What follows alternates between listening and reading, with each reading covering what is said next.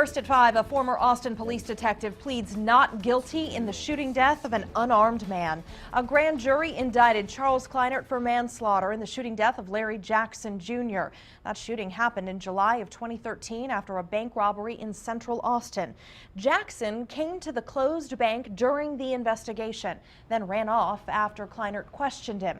Kleinert chased Jackson and caught him near Shoal Creek. The detective said he accidentally fired his gun after struggling with Jackson. Police say Jackson did not have a weapon. This comes at a time when police actions against minorities are being scrutinized throughout the country. KXAN's Lindsey Bramson was there and has reaction to this morning's hearing. With his family by his side, Charles Kleinert showed little emotion while in the courtroom. Mr. Kleinert, to the charge, do you wish to plead guilty or not guilty? Not guilty, sir. Larry Jackson's parents sat quietly as they heard the retired police officer plead not guilty to the murder of their son. Moments after the hearing, Jackson's mother spoke about the closure she says she'll never have. And there's no such thing as closure. I've been waiting on the indictment for a while. Now I'm ready to go to fight in court.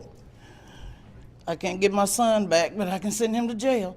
Wayne Vincent, president of Austin's Police Association, was one of many in today's hearing. We're not going to try to play one side against the other during the trial. This is the process.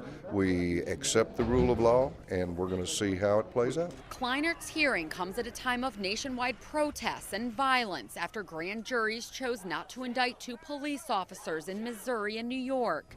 But a grand jury here did indict, and attorney Adam Lowy hopes to follow that with a conviction. We believe this will be a historic trial because it will answer the question as to whether an Austin police officer should be allowed to track a man down in broad daylight, beat him, and shoot him in the back of the head. Both sides will make their case when the trial gets underway April 20th.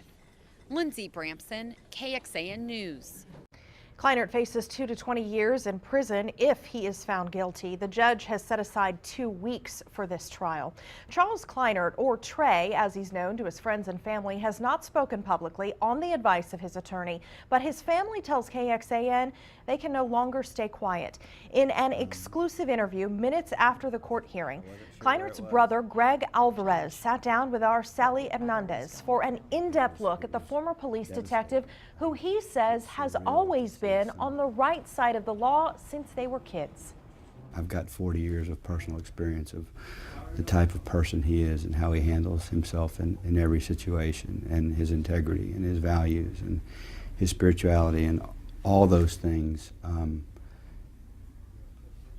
make an assessment that of that whatever happened, there was no malice, or my brother was strictly doing his job and upholding the law. That's all I can say about that.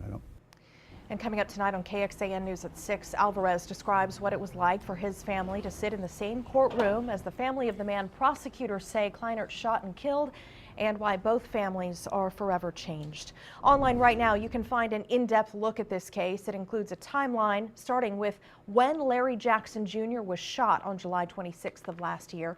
It also includes one of the most recent developments. In August, the City Council voted to approve a settlement with the Jackson family.